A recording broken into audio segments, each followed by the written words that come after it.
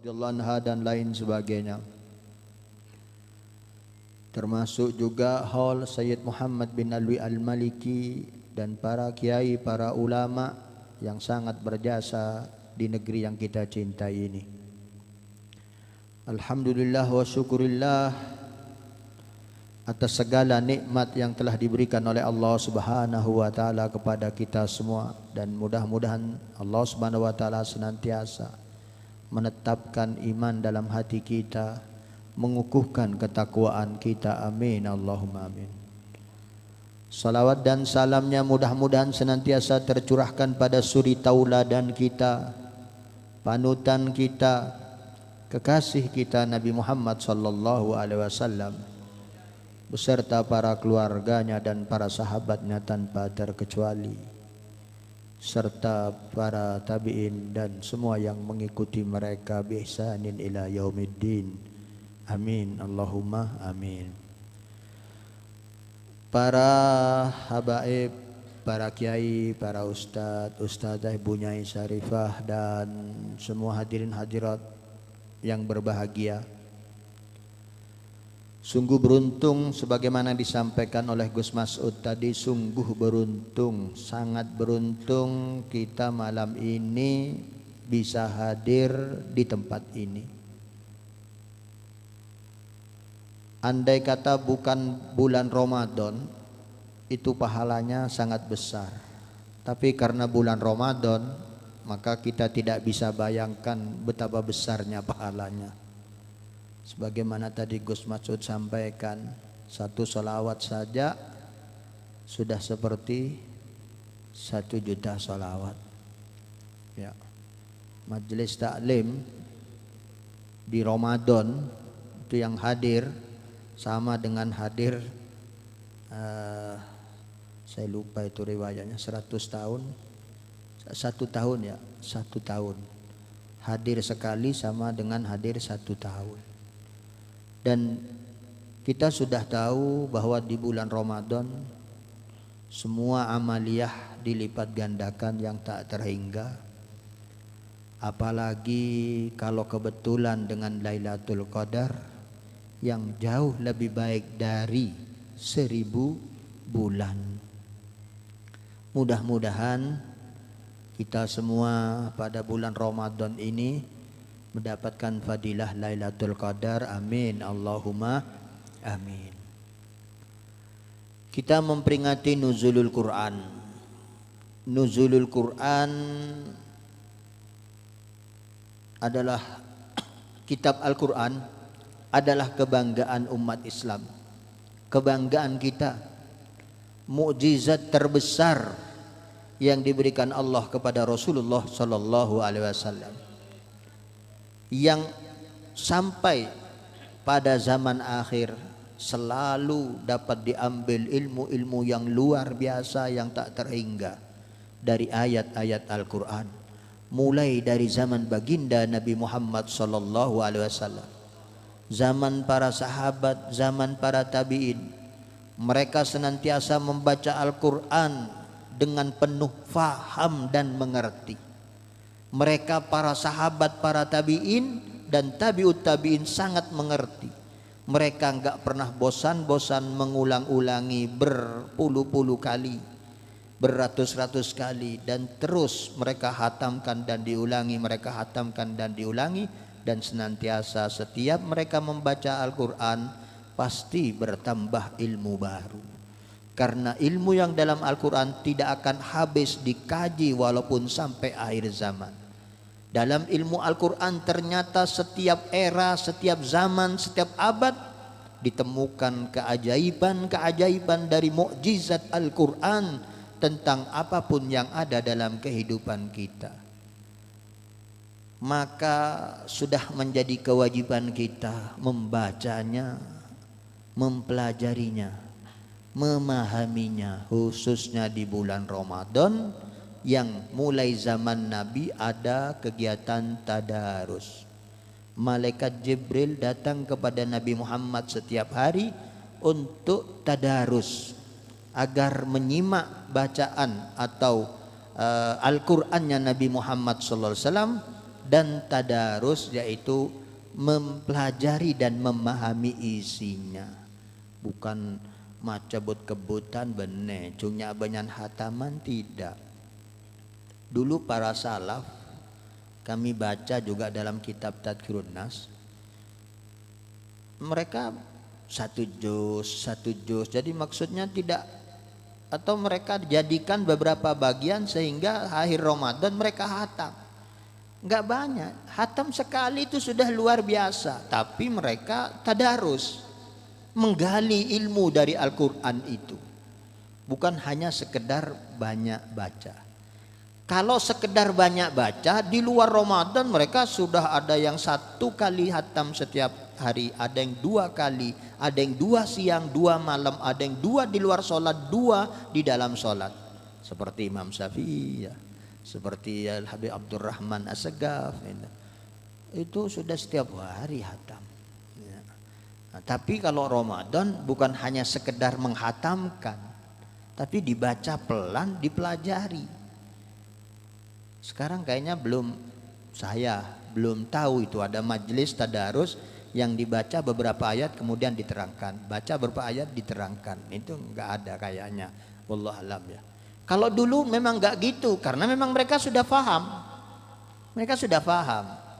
ya, isinya Al-Quran itu dibaca saja pelan-pelan, berhenti, mereka paham. Memang zaman sekarang zaman instan, zaman kilat, seperti tarawih kan luar biasa.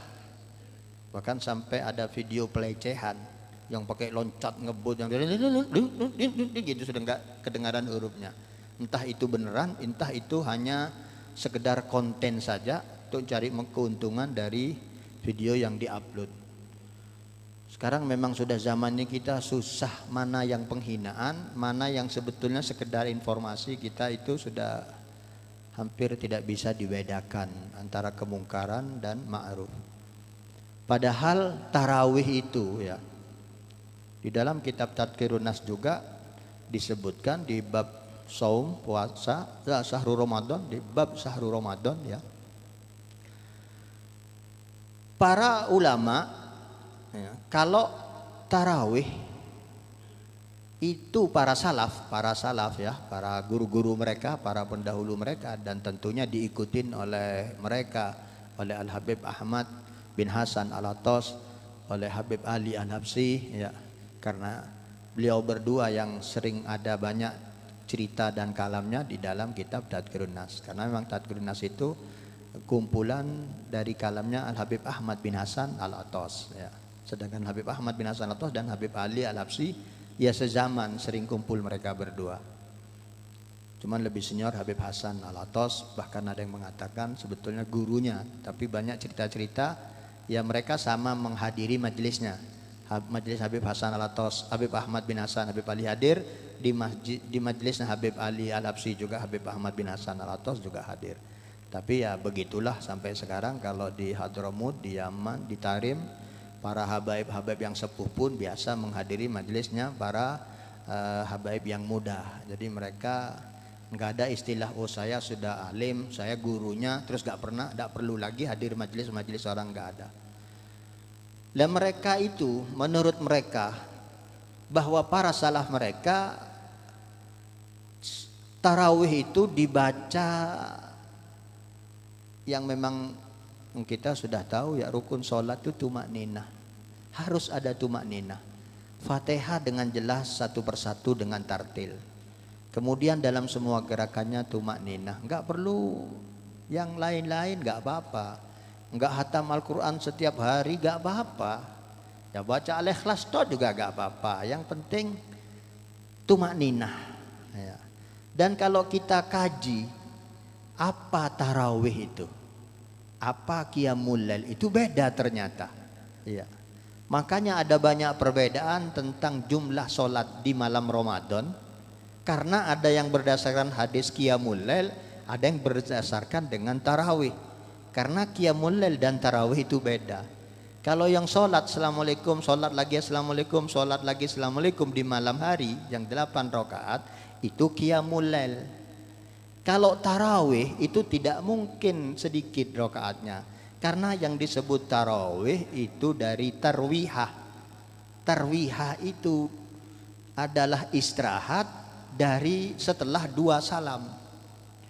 Tarawih itu tarwihaten, minimal 2 tarwihah, 2 kali istirahat. Kalau 2 kali istirahat itu berarti 2 salam, 2 rakaat, 2 salam istirahat, terus 2 lagi istirahat lagi, minimal itu sudah 12. Tapi tarawih itu yang dilakukan di masa Sayyidina Umar dan seterusnya ke belakang sampai ke zaman guru-guru kita, itu khamsa tarwihat, 5 kali tarwih, 5 kali, makanya disebut tarawih, 5 kali istirahat setiap 4 rakaat, 2 rakaat salam, 2 rakaat salam istirahat, santai duduk, itu disebut tarawih. Kalau assalamualaikum, assalamualaikum, Allahu akbar, assalamualaikum, assalamualaikum, Allahu akbar, itu qiyamul lail. Iya, tarawih itu, tarwihah itu dari rohah. Rohah itu santai dan istirahat, menenangkan, menyamankan. Ya. Kemudian oleh yang kami tahu ini, yang kami alami di beberapa masjidnya habaib, termasuk juga di Pondok Dalwa. Dulu saya pernah juga berRamadan di Pondok Al Khairat Bekasi waktu saya ngajar di Bekasi. Itu juga kalau setiap 2 salam duduk, terus ada yang baca qasidah. Ya Arhamar Rahimin, Ya Arham. Yang lain santai sambil ngikutin santai. Selesai dia lanjutkan lagi, 2 salam lagi, Ya Tawwab tub alaina, Ya Tawwab, terus berdiri lagi. Nanti 2 salam lagi, qasidah lagi. Begitu. Itu tarwihah. Kemudian jamaknya tarawih. Aslinya rohah. Jadi bukan kebut-kebutan. Buat apa kebut-kebutan? Tapi Masya Allah, sholat tarawih itu manfaatnya bagi kesehatan. Pertama, ya menghindari kolesterol dan asam urat, penumpukan lemak. Karena sudah makan segala macam makanan, kalau langsung istirahat tidur, penumpukan lemak, kemudian juga menyebabkan paru-paru tidak sehat, jantung tidak sehat, ginjal tidak sehat. Tapi dengan tarawih ternyata juga latihan spot jantung. Ya. Juga ternyata ya agar makanan tadi itu dipakai lagi, energinya manfaat gitu, tidak numpuk, sehingga sehat. Ternyata luar biasa manfaatnya. Coba kita nggak ada tarawih, habis sisa terus tidur semua. Penumpukan yang luar biasa itu, yang kita minum apalagi kolak atau es yang pakai santan dan lain sebagainya, terus makanannya juga kuah santan, wah ya mantap ini. Iya, alhamdulillah. Dan mudah-mudahan tarawih kita diterima oleh Allah Subhanahu wa taala dan menyehatkan kita. Toh puasanya juga menyehatkan kita ya. Sumu tasihu, puasalah kalian akan sehat, dan mudah-mudahan puasa kita diterima oleh Allah Subhanahu wa taala. Dan mudah-mudahan tadarus kita, baik kita baca sendiri di rumah maupun di tempat masing-masing ataupun bersama-sama, mudah-mudahan memberikan kemanfaatan secara zahir batin, duniawiyah dan ukhrawiyah, dan menambahkan ilmu-ilmu pengetahuan kepada kita dan menambahkan ketaatan kita kepada Allah Subhanahu wa taala. Kenapa Al-Quran perlu tadarus, perlu dipelajari? Jangan sampai Al-Quran yang akan menghujat kita di kelak. Naudzubillah. Kenapa Al-Quran perlu dipelajari oleh umat Islam? Karena umat Islam dulu maju, jauh lebih maju daripada Eropa dalam teknologi kedokteran maupun teknologi-teknologi lain. Ya. Canggih-canggih, yang pertama canggih itu Muslim. Ya. Dari mana ilmu mereka? Dari Al-Quran. Al-Quran, hadis itu luar biasa. Kalau kita ambil, kita pelajari, itu ilmunya luar biasa. Dan mudah-mudahan kita bisa mendapatkan kemanfaatan dari tadarus kita. Amin, Allahumma amin. Para hadirin hadirakumullah, sa'duna fid dunya fauzuna fil ukhra bi Khadijatul Kubra wa Fatimatiz Zahra. Sayyidina Fatimah juga wafat di Ramadan. Ya. kebahagiaan kita, kegembiraan kita, kesenangan kita, dan kebahagiaan dalam kehidupan kita di dunia. Begitu juga fauzuna, keselamatan kita di akhirat, lolosnya kita dari siksa Allah di akhirat, masuknya kita ke surga di akhirat. Semua kita harapkan, kita mohonkan kepada Allah dengan berkahnya Sayyidatuna Khadijatul Kubra wa Fatimah Zahra. Memang bukan hanya sekedar tawassul itu qasidah, tapi memang dua insan yang termulia, yang paling mulia tentunya setelah Rasulullah SAW, itu sangat berjasa pada perjuangan Rasulullah, sangat berjasa pada dakwah Rasulullah, sangat berjasa untuk umat Islam. Sudah sepantasnya ibu-ibu, para akhwat ya, ini yang perempuan-perempuan, sering-seringlah membaca sejarah kehidupan Sayyidatuna Khadijatul Kubra radhiyallahu anha dan Sayyidatuna Fatimah Zahra radhiyallahu anha. Dua insan yang dengan hadis Rasul dinyatakan Sayyidatun Nisa ya. Beliau itu pimpinan para wanita di samping Sayyidah Maryam ya, dan Sayyidah Asyah. Beliau berdua itu termasuk Sayyidatun Nisa'il Alamin. Dari perjuangannya, bagaimana ketaatan kepada suami, dua insan ibu dan anak itu ya Allah luar biasa, tak tertandingi bagaimana ketaatan kepada suami, bagaimana khidmatnya kepada suami, bagaimana perjuangannya terhadap suami dan anak-anak. Sayyidina Khadijah luar biasa terhadap suami dan putra-putrinya. Sayyidina Fatimah luar biasa kepada suami dan putra-putranya dan putra-putrinya. Luar biasa bagaimana mereka dalam mengarungi kehidupan. Orang terkaya Sayyidatul Khadijah, terpandang, istri Nabi, manusia termulia di dunia, tapi hidupnya Masya Allah nggak punya apa-apa ya. Apa mengeluh? Tidak pernah mengeluh. Sayyidah Fatimah Zahra luar biasa, putri seorang pimpinan tertinggi di dunia, seorang imam, seorang nabi, seorang rasul, bahkan rasul terbaik, nabi terbaik. Apa dalam kehidupannya ada sedikit sombong, dalam akhlaknya sedikit kasar? Apa kurang bersyukur? Apa tidak taat kepada suaminya? Tidak, itu tidak pernah ada. Justru karena mereka berdua, maka Rasulullah dan Sayyidina Ali berdakwah dengan lancar ya, dakwahnya Masya Allah, jihadnya, perjuangannya, karena dukungan yang luar biasa. Apalagi Rasulullah SAW yang pertama beriman Sayyidatuna Khadijah, yang memberikan harta bendanya untuk dakwahnya Sayyidatuna Khadijah. Bahkan sampai saat Sayyidatuna Khadijah meninggal, Rasulullah SAW pernah berkata setelah melewati kehidupan yang sangat pahit, kata beliau, andai kata Khadijah masih ada, saya enggak akan mendapatkan gangguan semacam ini. Luar biasa ya. Tapi bagaimana kehidupan kesederhanaannya, sungkannya kepada Rasulullah luar biasa. Mau minta kafan aja, mau minta surban, nyuruhnya sama Sayyidah Fatimah. Sayyidah Fatimah masih kecil.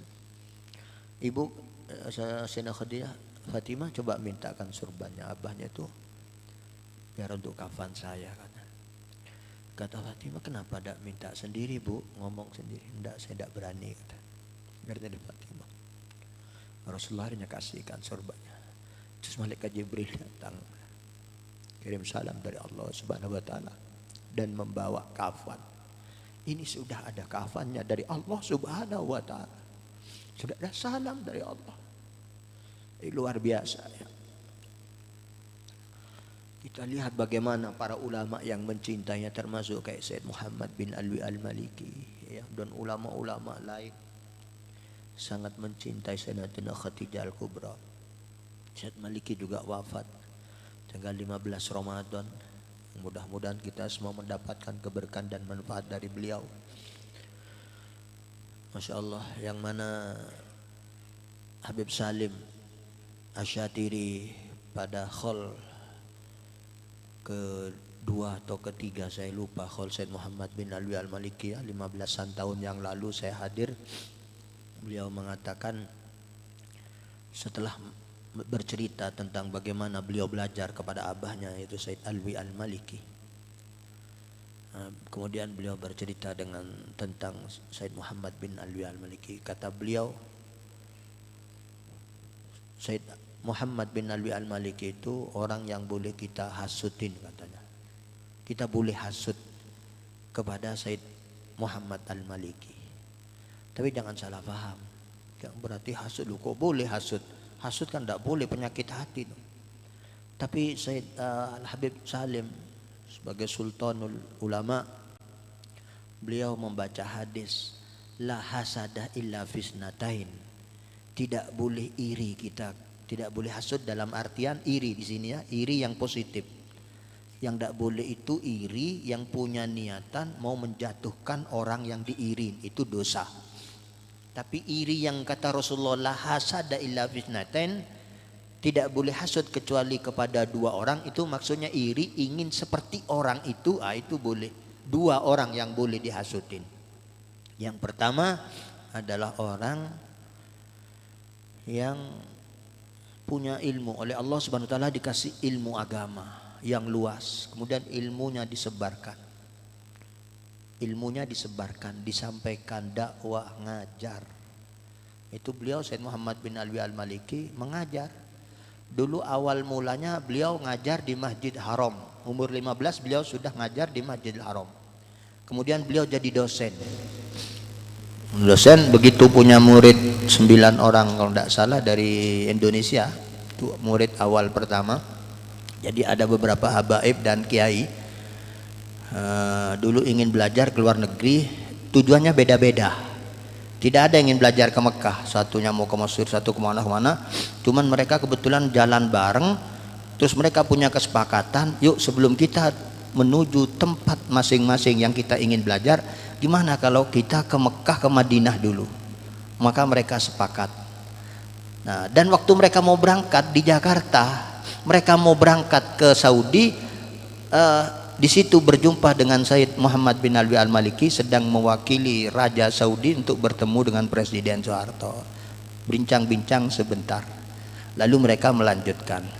Ternyata setelah mereka sampai di sana ke Madinah, ke Mekah, mereka itikaf di Masjidil Haram, mereka bingung mau kemana ini. Lalu berjumpa lagi Masya Allah dengan Said Muhammad bin Alwi Al-Maliki. Akhirnya hadirlah majelis taklimnya Said Muhammad bin Al-Maliki. Dan setelah ditanya, ente mau kemana semua ini sebetulnya? Anak mau kuliah. Jadi rata-rata mereka mau kuliah sebetulnya, kuliah ke sini, kuliah ke sini. Di sini ada perguruan tinggi, ayo kuliah di sini tidak apa-apa, anak dosennya. Akhirnya nggak jadi, saya belajar ke Said Muhammad. Belajar, akhirnya Said Muhammad sudahlah kalau gitu saya juga mau berhenti jadi dosen. Akhirnya ditampunglah. Sebelum Said Muhammad berhenti jadi dosen dan sebelum orang-orang ini menjadi santri, beliau memang ditampung dulu karena ditanya, ini musafir semua, diam di mana? Belum ada tempat di rumah saya. Jadi kata mereka cerita pada saya langsung, karena beberapa orang ini semua saya ketemu, sebagian mereka mengajar saya, sebagian mereka jadi teman saya.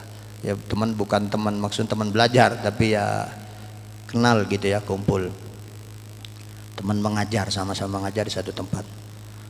Dia mengatakan ternyata Said Muhammad itu tidak kaya, untuk makan sendiri itu repot, masih ngasih makan 9 orang dari Indonesia. Dan akhirnya Said Muhammad, saya sudahlah berhenti aja, nggak usah jadi dosen, sudah ngurus anak-anak ngajar lah. Di situ awalnya punya pesantren, ilmunya diajarkan. Terus beliau ngarang kitab, nulis kitab banyak. Apa dijual kitabnya? Enggak, dibagi-bagi. Saya punya karangan kitab itu dibagi dulu waktu Said Muhammad. Saya dapatkan. Kemarin waktu saya umroh ketemu Syed Ahmad juga dikasih lagi banyak. Jadi kitab dibagi-bagi. Kalau kita ngarang Tujuannya mungkin wah supaya terkenal, supaya dapat uang, dicetak, dijual kan gitu. Ini ilmunya dikasih gratis, sampai sekarang nggak ada pondoknya muridnya bayar. Nggak bayar, makan gratis, baju gamis dikasih, kitab dikasih, uang jajan dikasih. Itu cerita dari santri-santri yang belajar di sana. Tapi ya subhanallah, kalau orang berkhidmat kepada ilmu dengan cara apapun, dengan cara lain Allah akan kirim uang ke situ walaupun orang tidak suka uang. Ya, Said Muhammad ada saja, tapi dari mana? Ya wallahu alam. Ya, karena kitabnya nggak dijual, santrinya nggak bayar. Bahkan sampai sekarang santrinya banyak yang dikasih uang.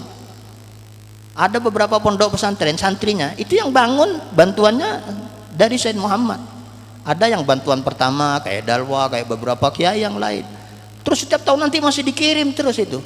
Dan Said Muhammad sudah meninggal, tinggal khalifahnya Said Ahmad, masih tuh ada catatannya siapa saja murid-muridnya yang biasa dikirimin itu. Dikirimin. Lu kalau kita punya pondok mungkin saya kan nggak punya pondok kan. Setahu saya biasanya kiainya itu datang yang dikasih uang sama santrinya, kiainya bangun ya santrinya yang tarik iuran dana, diteleponin, di SMS-in, dikirimin terus. Bangun pondoknya dari alumninya. Semua pondok itu walaupun habaib ya kayak gitu. Said Muhammad tidak.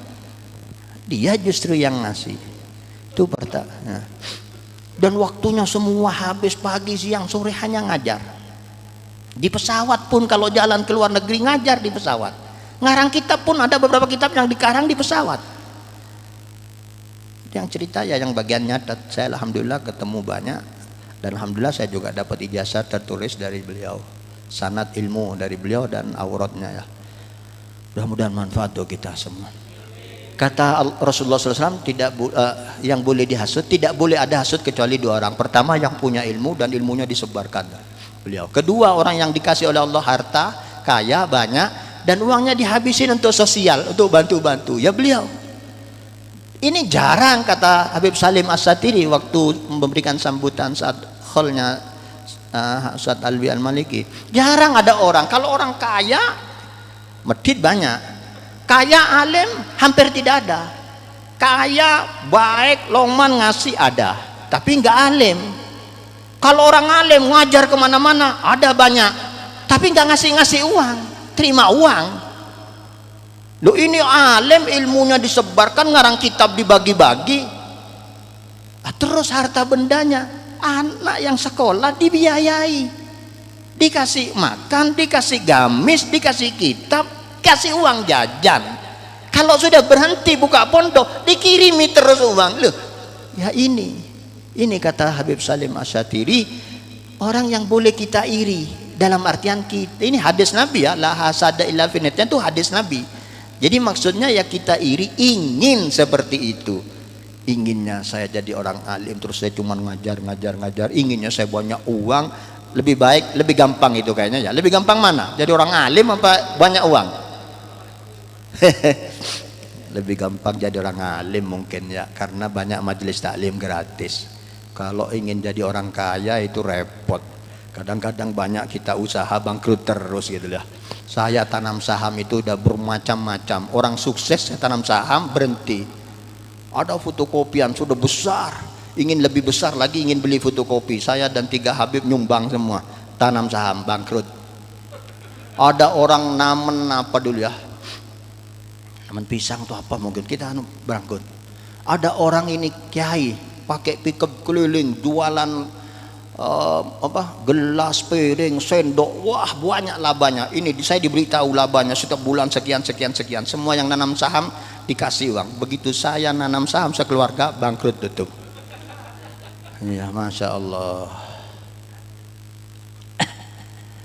Ya begitu. Jadi tapi subhanallah ya, kalau kita niat dalam kitab Risalatul Muawanah Lil Habib Abdullah Haddad dan kitab Nasaidin Lil Habib Abdullah Haddad, kita baru niat saja, inginnya saya seperti fulan, nanti kalau saya kaya uang saya akan saya sumbangkan. Kaya gak kaya ini dapat pahala ini. Tapi kalau kaya beneran terus dia tidak mengeluarkan, maka semua dari depan itu dihapus oleh Allah Subhanahu wa taala. Ya, karena berarti niatnya dulu itu tidak sidik, tidak beneran. Buktinya setelah kaya nggak ngasih dia. Tapi kalau dia nggak sampai kaya sampai mati, dia pahalan seperti orang kaya yang kerjanya nyumbang terus. Ya mudah-mudahan mudah-mudahan kaya beneran terus baik gitu loh ya. Nah, juga gitu yang saya ingin alim. Saya kalau alim nanti saya akan dakwah ke sana, saya biayai. Dulu itu kalau dakwah biaya sendiri. Dulu para habaib datang ke Indonesia, yang kata fitnahnya orang-orang munafik kabur katanya datang ke Indonesia, itu mereka ninggalkan istri anak, ninggalkan rumah, mereka nggak diundang terus dapat tiket, dapat hotel. Kayak sekarang kita kalau diundang keluar kota dapat tiket, dapat hotel, dapat makan, pulangnya dapat amplop.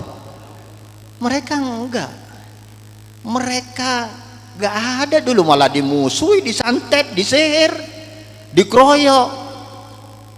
Bagaimana mau ngasih uang, mau dapat uang ya. Nah, kita kalau sekarang ya Allah itu fulan alim ngajar dakwah, saya ingin kayak kalau alim nanti saya akan dakwah, saya akan ngajar, saya bikin pondok gratis. Ini orang dapat pahala walaupun ternyata nggak sampai alim, nggak sampai buka pondok, nggak sampai ngajar. Jadi tergantung niat. Makanya itu berdasarkan hadis la hasadah, kita harus punya keinginan. Kalau lihat orang alim yang berdakwah, ya kita sekarang nggak ada Said Muhammad bin Alwi al-Maliki, tapi tentunya masih banyak orang-orang alim, orang-orang kaya. Ya makanya sebetulnya orang kaya itu jangan eman-eman, keluarkan uangnya, karena Allah akan ganti kok. Di dunia diganti, di akhirat diganti. Karena kalau nggak mengeluarkan sanksi yang diberi oleh Allah Subhanahu Wa Taala. Naudzubillah min dzalik ya. Nah, ini alhamdulillah pada malam ini kita peringati nuzul Quran, kita peringati Sayyidatuna Khadijah, apalagi Ashabul Badar ya, sudah Allah maafkan radhiyallahu anhum wa radu'an. Ashabul Badar, Ashabul Uhud, Allah sudah menyatakan yang termaktub dalam kitab suci radhiyallahu anhum wa radu'an. Allah ridho kepada mereka, mereka ridho kepada Allah. Jadi sudah selesai itu. Kalau kita kan setiap hari para wali-wali itu ngajarin kita doa kan mendapatkan ridho Allah yang kita inginkan, mendapatkan rahmat Allah, mendapatkan maghfirah, mendapatkan itu yang kita harapkan. Kalau Ashabul Badar, Ashabul Uhud itu masya Allah itu sudah. Kalau orang sekarang tidak suka itu ya wis tidak tahu saya apa itu. Kok ada orang sudah itu luar biasa, tidak bagaimana? Orang Allah yang memuji radhiyallahu anhum itu dalam ayat Al-Quran radhiyallahu anhum. Apalagi yang mau dicari? Gak perlu ada orang ngekholin, gak ada perlu orang doain. Sudah radhiyallahu anhum dalam Al-Quran. Jaminan itu radhiyallahu anhum. Ya surga itu tanpa hisab sudah radhiyallahu anhum. Waradu'an. Ini hanya menerangkan sahabat itu sudah ridho kepada Allah, maka Allah ridho kepada mereka. Ya, insyaallah. Jadi Rasulullah Shallallahu Alaihi Wasallam saja sebelum mau wafat, yang terus sakit gak bisa berdiri, itu ziarah dulu ke makam Uhud, makam Badar, makam Uhud ya. Ziarah Rasulullah, ziarah terus. Itu yang terus pulang sakit gak bisa jalan, gak bisa berdiri, terus wafat, itu Rasulullah ziarah dulu, baca assalamualaikum ya, dan seterusnya, doa tibtum dan seterusnya, innalahikum ya, saya akan nyusul kalian, wa innilahikum bikum, diulangi lagi oleh Rasulullah, saya akan datang akan apa lahik itu, nyusul. Dan ternyata memang benar Rasulullah mau nyusul, tapi Rasulullah bukan terpaksa, karena malaikat Jibril itu nanya, dikasih pilihan, dan ayat Al-Qur'annya ada itu, bahwa Allah ngasih pilihan kepada Rasulullah mau meninggal apa mau panjang umur itu yukhayyar, diberi pilihan. Waktu malaikat Jibril datang pun, ini malaikat maut ya Rasulullah, tapi silakan milih mau panjang umur apa mau wafat sekarang. Ar-Rafiqul A'la, diulang-ulang Ar-Rafiqul A'la. Enggak, saya mau mati aja, saya mau berjumpa dengan Allah. Buat apa panjang umur ngurus orang, repot-repot ya. Badui itu aduh repot. Orang Badui yang repot ya. Tapi perjuangan Nabi sudah selesai. Sudah ayat-ayat al-yauma akmaltu lakum dinukum sudah turun. Kata seorang rohib dulu berkata, andai kata ayat ini turun kepada kami, ada dalam kitab suci kami, saat turunnya ayat itu kami akan jadikan hari besar, hari raya. Karena apa? Ya karena ada pujian dari Allah, sekarang sudah sempurna agama kalian dan aku sudah ridho. Loh, itu kan sudah luar biasa. Mereka kan masih berjuang, hanya berusaha mereka itu dapat ridho Allah, menyempurnakan agamanya, tapi agamanya nggak sempurna. Kalau Islam akmaltu al yauma akmaltu wa atmamtu, sempurnakan agamanya, disempurnakan nikmatnya, dan Allah ridho. Wah, itu sudah luar biasa ya. Mudah-mudahan kita semua bisa bersama para sahabat, bersama Rasulullah SAW, bisa mendapatkan syafaat Sayyidatuna Fatimah Zahra, Sayyidatuna Khadijatul Kubra, juga syafaat dari para ulama, para kiai, para guru-guru kita semua, dan mudah-mudahan orang-orang tua kita juga mendapatkan syafaat mereka sehingga kita semua bersama mereka. Amin Allahumma amin. Mudah-mudahan yang sakit disembuhkan oleh Allah Subhanahu wa taala. Mudah-mudahan yang punya hutang diberikan kemampuan bayar hutangnya. Mudah-mudahan yang rezekinya sedikit Ramadan ini sesuai apa yang disampaikan oleh para ulama berdasarkan hadis Nabi adalah di mana orang mukmin diluaskan rezekinya. Ya Allah, luaskan rezeki kami di bulan suci yang mulia ini ya Allah. Mudah-mudahan semuanya kita panjang umur dalam keadaan sehat walafiat, dan kelak kita bisa meninggalkan dunia dalam keadaan husnul khatimah yang diridhai oleh Allah dan Rasul. Amin Allahumma amin. Atas salah dan khilaf saya mohon maaf. Assalamualaikum warahmatullahi wabarakatuh.